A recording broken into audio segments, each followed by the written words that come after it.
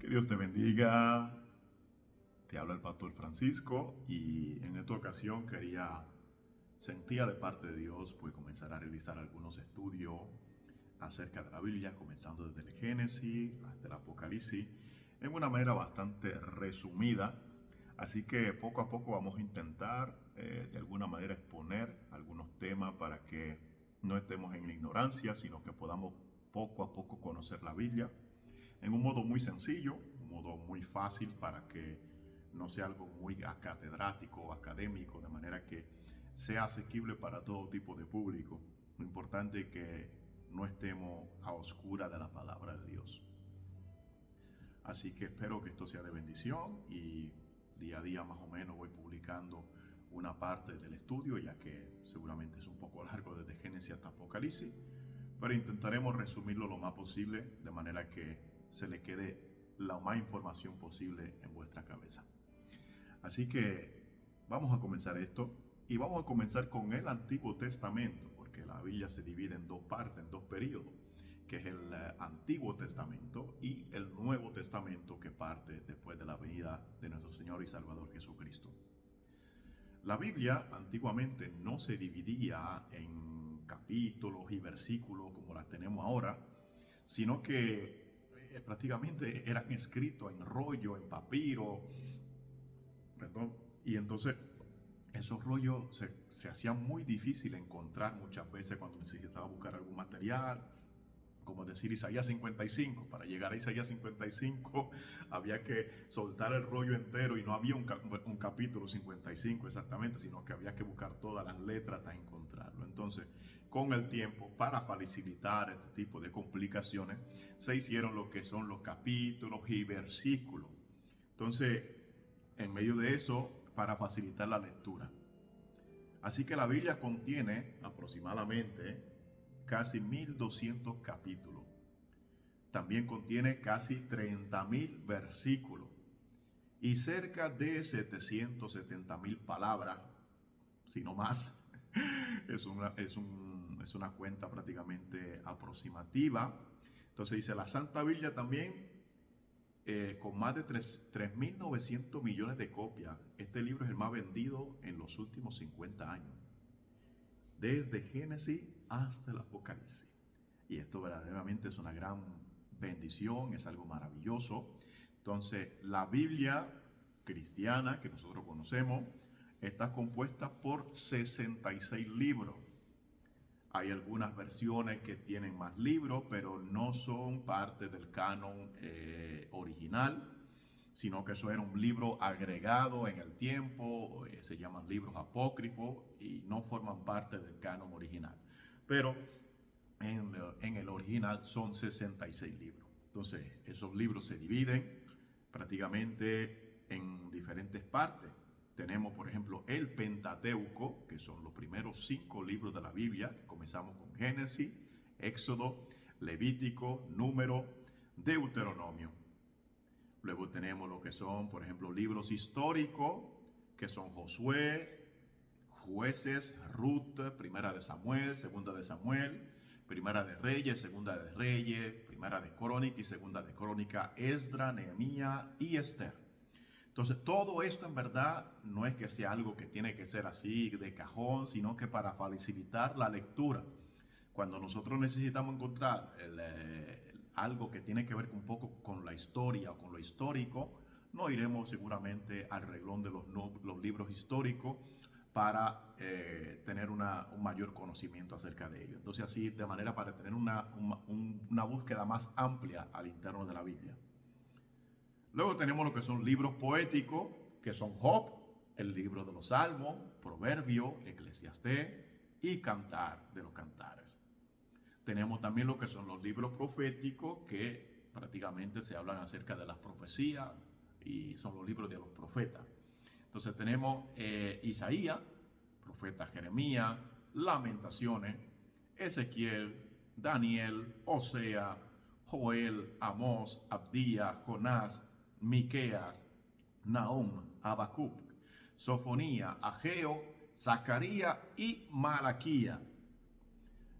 Luego comenzamos con los evangelios y hechos, que comenzando desde Mateo, que es el primer evangelio, Marcos, Lucas, Juan y Hechos de los Apóstoles. Luego tenemos lo que son las epístolas. Las epístolas prácticamente son cartas escritas por los apóstoles a las distintas iglesias o cartas personales. Y entre ellos tenemos prácticamente Romanos, Primera y Segunda de Corintios, Gálatas, Efesios, Filipenses, Colosenses, Primera y Segunda de Tesalonicenses, Primera y Segunda de Timoteo, Tito, Filemón, Hebreo, Santiago, Primera y Segunda de Pedro, Primera, Segunda y Tercera de Juan, Judas y Apocalipsis. Entonces, entre ellos tenemos también los autores que son los autores más conocidos, entre los cuales están Moisés, Samuel, David, Salomón, Mateo, Marcos, Lucas, Juan y Pablo. Prácticamente son las partes que la Biblia casi más menciona, entonces son los autores más conocidos. Y todo esto simplemente es para tener una facilidad para nosotros movernos al interno de la Biblia, para tener un poquito de conocimiento acerca de cómo se divide la Escritura. Ahora, poco a poco, vamos a entrar en materia acerca del Antiguo Testamento. Introducción al Antiguo Testamento. Quiero informarles que si tienen alguna duda o alguna pregunta específica en relación al tema que vamos a tratar, pueden dejar sus preguntas en los comentarios. El que tenga el número también puede escribir, de manera que no queden con ninguna duda. Y así que con la ayuda de Dios intentaremos responder cada pregunta de modo que haya comprensión acerca del argumento. Bueno, y seguimos entonces con el Antiguo Testamento. Dice, el Antiguo Testamento proporciona una base crucial para comprender la historia y la creencia del pueblo judío, así como las raíces del cristianismo. Sus enseñanzas éticas, sus relatos de fe y su profunda conexión con la historia y la cultura del Medio Oriente antiguo continúan siendo una fuente de inspiración y reflexión para millones de personas en todo el mundo. Inicialmente, el Antiguo Testamento consta de 46 escritos sobre el pueblo judío. Su historia y su religión también incluyen la primera parte de la Biblia cristiana, antes del nacimiento de Jesús, y toda la Biblia hebrea, la Torá. El Antiguo Testamento es la primera sección de la Biblia cristiana y comprende una colección de textos sagrados que narran la historia, la ley, la poesía, la profecía del pueblo de Israel, y se divide en varias sesiones. Tenemos, que lo leímos también anteriormente, el Pentateuco. El Pentateuco, también conocido como la Ley o los 5 libros de Moisés, incluye Génesis, Éxodo, Levítico, Número y Deuteronomio. Estos libros narran la creación del mundo, el pacto con Abraham, el éxodo de Egipto y la entrega de la ley en el monte Sinaí. Luego tenemos lo que son libros históricos. Los libros históricos, desde Josué hasta Esther, estos libros relatan la historia del pueblo de Israel, desde la conquista de Canaán hasta el exilio en Babilonia. Incluyen, relatos de los jueces, los reyes, los profetas, que guiaron al pueblo de Israel a lo largo de su historia. Luego tenemos lo que son libros poéticos y sapienciales. Incluyen Job, Salmo, Proverbio, Eclesiastes y Cantares. Entonces, estos libros contienen poesía, sabiduría y reflexiones sobre la vida humana y la relación con Dios. Luego tenemos lo que son profetas mayores y menores. Estos libros contienen las palabras de los profetas, quienes advirtieron al pueblo de Israel sobre su infidelidad y llamaron al arrepentimiento. Los profetas mayores incluyen Isaías, Jeremías, Ezequiel, Daniel, mientras que los profetas menores son 12 libros más cortos, desde Osea hasta Malaquías. Quiero especificar que cuando se habla de profetas mayores o profetas menores, no es por la grandeza del profeta, ni porque el profeta sea menor que el otro, sino simplemente que alguien escribió menos y otro escribió más. Por ejemplo, el profeta Isaías escribió mucho más capítulos que, por ejemplo, uno Osea, pero no quería decir que Isaías fuera mayor profeta o mayor hombre que O sea, se le llama profetas menores, profetas mayores simplemente por el tiempo en el que ellos escribieron. O sea, escribió menos tiempo o escribió menos contenido que el profeta Isaías. Pero no es un asunto de superioridad. Entonces vamos a comenzar y vamos a entrar en materia y vamos a comenzar con el Génesis. En el Génesis está compuesto por 50 capítulos, tiene 1533 versículos, el autor es Moisés y las fechas aproximadas son en los 1400 antes de Cristo aproximadamente. Entonces aquí tenemos la creación de los primeros eventos. Génesis, el primer libro del Antiguo Testamento, narra los orígenes del mundo, la humanidad y la relación entre Dios y su creación. Es muy importante estos estudios porque sin tener que leer a lo mejor todo el Génesis completo, más o menos te estoy dando lo que es un resumen muy breve del contenido que se encuentra en cada libro, de manera que ya antes de leerlo ya tú sabes que en el Génesis tú vas a encontrar esto. Cuando necesitas hablar de la creación o de otros temas, ya tú sabes que puedes introducirte en el Génesis y sabes ya de qué va. Así que espero realmente que pongan atención y que estos estudios puedan llegar al profundo de cada corazón. Dice, desde la creación del universo hasta las historias de los patriarcas como Abraham y José, este libro establece los cimientos de la fe judía y cristiana, cargando de narrativa, poderosas reflexiones sobre la naturaleza humana. Génesis sigue siendo una fuente de inspiración y reflexión para millones de personas en todo el mundo. Entonces, la creación del mundo, Génesis 1 y 2. En 6 días Dios crea el universo, separando la luz de la tiniebla, el cielo de la tierra, el agua de la tierra seca, llena el mundo con plantas, animales y finalmente crea, que es la última creación, crea el hombre y la mujer a su imagen, colocándolo en el jardín del Edén. Entonces tratamos lo que es la creación del mundo en Génesis 1:2. Y ahora vamos a tratar lo que es la caída del hombre, que partimos ya desde Génesis 3. Eva es tentada por la serpiente para comer del fruto del árbol del conocimiento y del bien y del mal. Luego persuade a Adán para que haga lo mismo. Como consecuencia son expulsados del Edén. Y la humanidad enfrenta la consecuencia del pecado. En Génesis 4 encontramos Caín y Abel. Los hijos de Adán y Eva, Caín y Abel, ofrecen sacrificios a Dios. Caín, lleno de envidia, mata a su hermano Abel y Dios lo castiga con el destierro. Generaciones antediluvianas, Génesis 5, se detalla una genealogía desde Adán hasta Noé, destacando la longevidad de las primeras generaciones humanas. Génesis 6 hasta 9 encontramos el diluvio de Noé. Dios decide destruir la tierra debido a la maldad del hombre, pero salva a Noé y su familia junto con representantes de todas las criaturas vivientes en un arca durante un diluvio global. Ahora trataremos acerca de los patriarcas y orígenes de las naciones. Génesis capítulo 11, ahí tratará un tema bastante interesante y es acerca de la torre de Babel. Dice, los descendientes de Noé intentaron construir una torre que llegaba hasta el cielo para hacerse un nombre, pero Dios confunde sus lenguas y dispersa por toda la tierra. Historia de Abraham, desde Génesis capítulo 12 hasta el 25. Dios llama a Abraham para dejar su tierra y dirigirse a una tierra que Dios le mostrará.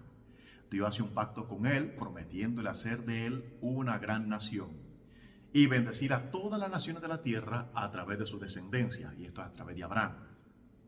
Génesis 25 y 28 encontramos la historia de Isaac. Isaac, hijo de Abraham, se casa con Rebeca, tiene gemelos, Esaú y Jacob. Jacob engaña a Esaú para obtener su primogenitura y bendición. Génesis capítulo 28 y 36 encontramos también la historia completa también de Jacob. Jacob, ahora llamado Israel, tiene 12 hijos que se convirtieron en las 12 tribus de Israel. Su hijo José es vendido por sus hermanos como esclavo en Egipto, donde eventualmente se convierte en un líder influyente. Génesis 37 hasta 50, historia de José. José, hijo de Jacob, enfrenta la traición de sus hermanos y es vendido como esclavo en Egipto. A través de una serie de eventos, José asciende al poder y reúne a su familia en Egipto durante la gran hambruna, estableciendo así las bases para la permanencia de los hijos de Israel en Egipto. Y aquí vamos a tratar un poco acerca de lo que son la genealogía, que es un tema que para muchos a lo mejor no lo entienden, puede ser un poquito aburrido, pero es muy importante porque cuando entendemos las raíces y de dónde viene cada quien, podemos entender también los motivos y de por qué algunas cosas vienen mencionadas, por ejemplo, en la descendencia o la genealogía de Cristo también, y es muy importante también saberlo. Genealogía de Abraham. Con tu descendiente formaré una gran nación, voy a bendecirte y haré famoso, y serás de bendición para otro. Y eso es la promesa de Dios sobre Abraham. Dice, nace en la tierra actual de Irak, entre el siglo XIX y siglo XVIII a.C., conocido por haber sido el primer patriarca del pueblo de Israel y del árabe. Realizó un pacto con Dios en el que se le prometía la tierra de Israel o tierra prometida. Abraham tenía más de una mujer, tenía a Sara como su mujer principal y Agar, que era una esclava egipcia, esclava de Abraham, y Abraham decide utilizarla para su descendencia porque su esposa era incapaz. Fue expulsada luego también por Sarai, su mujer, y su hijo Ismael.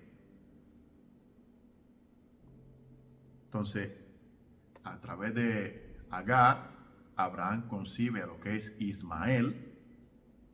Y dice el ángel también dijo, ahora estarás embarazada y darás a luz un hijo, llamarás su nombre Ismael, que significa Dios oye, porque el Señor ha oído tu clamor de angustia. Hijo de Abraham, hijo de Agar, primer hijo de Abraham. Este disputó el ser el legítimo descendiente de Abraham con Isaac, o prácticamente el primogénito fue. Entonces tenemos también a Sara, que era la mujer principal, a la cual el Señor le había prometido descendencia, pero en medio de su desesperación, vieron que el tiempo pasaba, pues no llegaron a esperar el tiempo exacto de Dios. Entonces, Taré tomó a su hijo Abraham, a su nieto Lot, hijo de Ará, a Sarai su nuera, mujer de su hijo Abraham, y partió con ellos de Ur de los Caldeos para ir a la tierra de Canaán. Y fueron hasta Harán y se establecieron allí. Sara fue la esposa de Abraham y la madre de Isaac. Su nombre real era Sarai. Dios le dio el milagro de concebir un hijo a los 90 años. Wow, algo poderosísimo. Expulsó a su esclava Agar después del nacimiento de Isaac. Entonces vemos a Isaac, dice, y circuncidió a Abraham su hijo Isaac el 8º día como Dios le había mandado. Sería sacrificado por Abraham en el nombre de Dios, hijo de Abraham y Sara, uno de los patriarcas del pueblo de Israel. Tuvo sus hijos a los 60 años, Esaú y Jacob. Entonces aquí vamos también un poco con lo que es la familia de Isaac o la descendencia de Isaac, que comienza a través de su esposa Rebeca. Y dice, aún no había terminado de orar cuando vio que se acercaba Rebeca con un cántaro al hombro, y Rebeca era hija de Betuel, que a su vez era hijo de Milca y Nahor, hermano de Abraham. Matriarca bíblica, mujer y sobrina segunda de Isaac, madre de Esaú y Jacob, nieta del hermano de Abraham, Nahor, elegida por Abraham como esposa para su hijo Isaac. Entonces, a través de Rebeca y Isaac, nacen lo que es Esaú y Jacob. Esaú salió el primero rubio y era todo velludo como una belliza, y llamaron su nombre Esaú. Personaje de la Biblia hebrea, hijo de Isaac y Rebeca. Este dio origen al pueblo edomita y Idumeo, el hijo mayor de Isaac. Y luego tenemos a Jacob. Entonces Jacob dijo a Labán, dame mi mujer porque mi tiempo se ha cumplido. Y Labán reunió a todos los hombres del lugar e hizo un banquete. Uno de los patriarcas de la Biblia, su vida se relata en el Génesis y se dice que compró la primogenitura de su hermano Esaú con un plato de lenteja. Tuvo 4 esposas, Raquel, Lea, Bilha y Zilpa, y tuvo 12 hijos en total con sus 4 esposas. Vamos a ver entonces las 4 esposas de Jacob. Bilha. Y le dijo a su sierva Bilha, por mujer, y Jacob se llegó a ella. Bilha conoció y dio a luz un hijo a Jacob. Raquel, Dios me ha vindicado ciertamente y ha oído mi voz y me ha dado un hijo. Por tanto, le puso por nombre Dan, esclava de Raquel, esposa de Jacob. Tuvo 2 hijos con Jacob por petición de Raquel, ya que ella no podía. Entonces la historia se repite. Raquel no puede tener hijos y de repente pues buscan a una esclava, una trabajadora de aquel entonces, y Raquel le permite entonces tener hijos también con Bilha. Quiero especificar que no era costumbre del pueblo de Israel la poligamía, o sea, es decir, tener varias mujeres, sino que eran costumbres que fueron tomadas de los pueblos vecinos. Pero entonces, como quiera, nace entonces Dan y Neftalí, que formarán entonces parte de las 12 tribus de Israel. Luego tenemos a Zilpa. Viendo Lea que había dejado de dar a luz, tomó a su sierva Zilpa y la dio por mujer a Jacob. Y Zilpa, sierva de Lea, dio a luz a un hijo a Jacob. Y Lea dijo, cuán afortunada, y le puso por nombre Gad, que también termina siendo una tribu de Israel. Esclava de la esposa de Jacob, Lea. Esta fue entregada por Lea a Jacob para que con ella tuviera descendencia, ya que con ella no podía. Esta fue madre de Gad y Aser. Entonces tenemos a Lea. Y le dijo, Dios me ha dado mi recompensa, porque mi sierva a mi marido, y le puso por nombre Isaacar. Lea, primera esposa de Jacob, madre de 6 hijos, Rubén, Simeón, Leví, Judá, Isaacar y Zabulón. A sus 6 hijos se le atribuyeron 6 de las 12 tribus de Israel.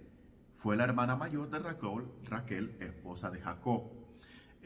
Para los que no conocen la historia, Raquel y Lea siendo hermana, Jacob en verdad había pedido a lo que era Raquel, ¿no?, en matrimonio, pero su nuero lo engañó de alguna manera, escondiendo la identidad de Lea y Raquel. Entonces le entregaron primero a Lea, entonces se casó y tuvo que trabajar 7 años, digamos, por la vida de Lea, o sea, por Raquel, pero fue engañado y tuvo que trabajar 7 años más para entonces poder tener como esposa a Raquel.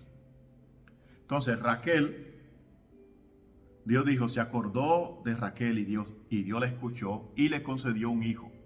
Ella le concibió y dio a luz y dijo, Dios ha quitado mi afrenta, y le puso por nombre José. Wow. Miren el hombre que pare realmente Raquel, la que no podía realmente, la que tuvo que buscar esclava, pero realmente el hijo que nace de Raquel es uno de los más ungidos, o de los que más realmente se conectaron con Dios.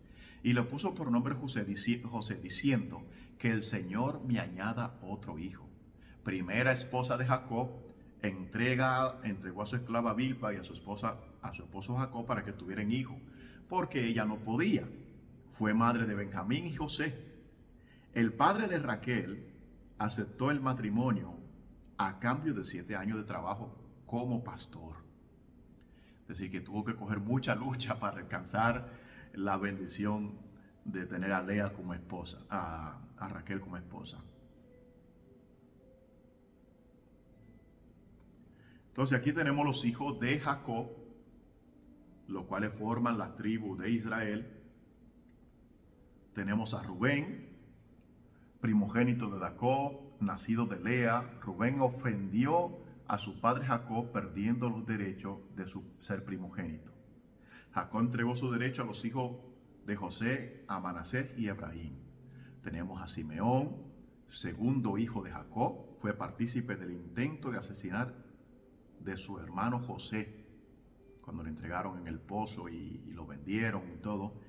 Leví, tercer hijo de Jacob, nacido en Mesopotamia, fue partícipe del intento de asesinar también a su hermano José y destruyó la ciudad de Siquem. Tenemos a Judá, cuarto hijo de Jacob, y nació en Aram. Luego tenemos a Isaacar, noveno hijo de Jacob y quinto hijo de Lea. Tuvo 5 hijos, dio nombre a una de las tribus y sus hijos pasaron a ser príncipes de tribu, fundador tradicional de la tribu de Israel, la cual lleva su nombre. A Zabulón, patriarca de Israel, sexto hijo de Jacob y Lea, dio nombre a una de las tribus establecida en Galilea. Tuvo 3 hijos, Sacret, Elón y Jael, y sus hijos fueron cabeza de 3 familias tribales. Entonces ahora tenemos los hijos de Raquel con Jacob, que era su amada, por la cual trabajó 7 años como pastor para poder obtenerla como esposa. Entonces tenemos a Benjamín, hijo menor de Jacob y Raquel. Raquel muere tras el parto de Benjamín. Nació cuando su madre tenía 96 años. ¡Wow! Logra tener 10 hijos. Bela, Becer, Gera, Naamán, Ei, Rosh, Mupin, Hupin, Ard y Asbel. Y su nombre original fue Ben-Joni, pero al morir su madre, Jacob se lo cambia a Benjamín. José, hijo número 11 de Jacob, hijo de Jacob y Raquel, hijo preferido de Jacob. Se dice que sus hermanos lo envidiaban y Jacob quería que José fuese su sucesor. Y claro, había una discusión porque a nivel de cultura, normalmente esa entrega iba mayormente al hijo mayor o al primer hijo. Sin embargo, Dios conocía el corazón de José y por esa situación era que Jacob tenía como esas preferencias. Era un hijo diferente realmente. Entonces, hijo de Jacob con Bila. Tenemos a Adán, quinto hijo de Jacob.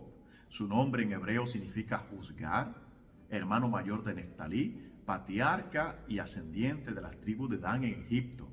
Según la Biblia, vivió 120 años y tuvo un hijo llamado Husim.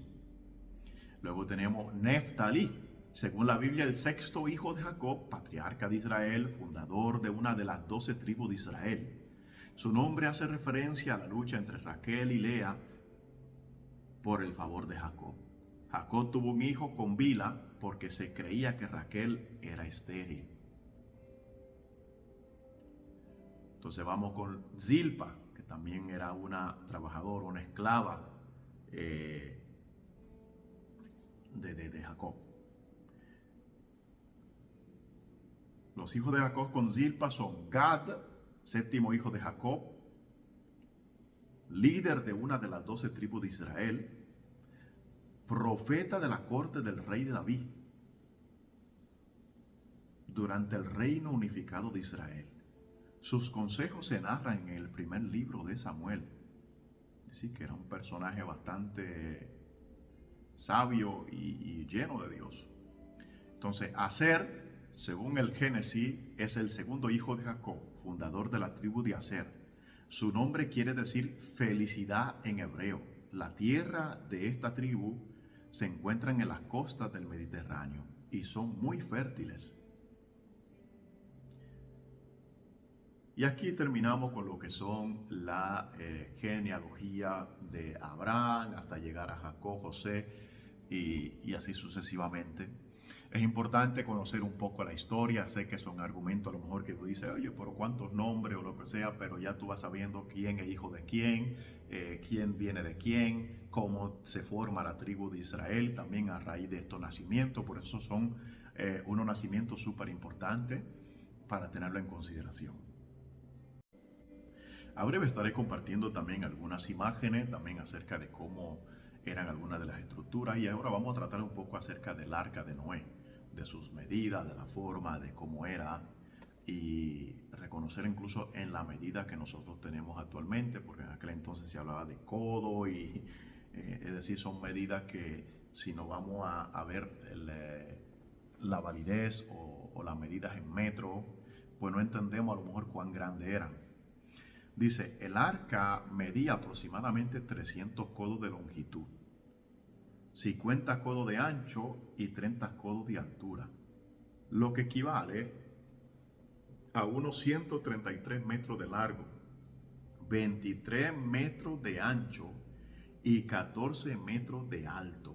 Algo inmenso realmente, para que una persona como Noé, por ejemplo, con las herramientas que podía tener en aquel entonces, pudiera construirla. Y cabe destacar que no tuvo la ayuda de todo el pueblo para construir esta arca, porque lo tomaban por loco y no creían en lo que Dios había hablado con él. Entonces, estas dimensiones hacen que el arca, una estructura masiva que habría sido capaz de contener una gran cantidad de animales. Nos acordamos que prácticamente había que tomar cada pareja de animal, y animales incluso súper grandes también, más las personas que iban a bordo, los materiales también para la comida y todo eso. Y realmente pues se necesitaba un arca bastante grande. Y vemos que para Dios nada imposible hay. Incluso hay evidencia acerca de esta arca, donde algunos estudios científicos narran de haberla encontrado en un monte, es decir, y así que la Biblia también tiene sus evidencias. Es importante conocer el contexto histórico y todo lo que pasa también, para que de alguna manera también podamos representar lo que nosotros creemos y nuestra fe, que no es simplemente cuento. Dice, no, esto lo escribió un hombre. Claro, lo escribieron un hombre, pero también bajo la inspiración y la revelación del Espíritu Santo. Así que tenemos también evidencias de que esto fue un hecho real. Materiales de construcción. Entonces, el arca se construyó principalmente con madera de gofer, un tipo de madera resistente, adecuada para la construcción naval. La madera estaba sellada con brea, tanto por dentro como por fuera, para hacerla impermeable y resistente al agua. Es decir, que era algo que no era lo loco, sino que tenía los fundamentos principales. El mejor constructor es Dios. Es decir, Noé no era ningún ingeniero, pero Dios sí. Entonces le dio todo lo necesario, cómo impermeabilizarla, cómo hacer que sea resistente, y con todo el peso que tenía, que pudiera bollar encima del agua también. Eso fue algo realmente extraordinario y maravilloso. Así que a Dios simplemente hay que creerle. A veces nosotros también, Dios nos da un mandato, nos da algo, y nosotros lo que ponemos, oye, pero ¿cómo voy yo a construir un arca? ¿Cómo va a hacer esto?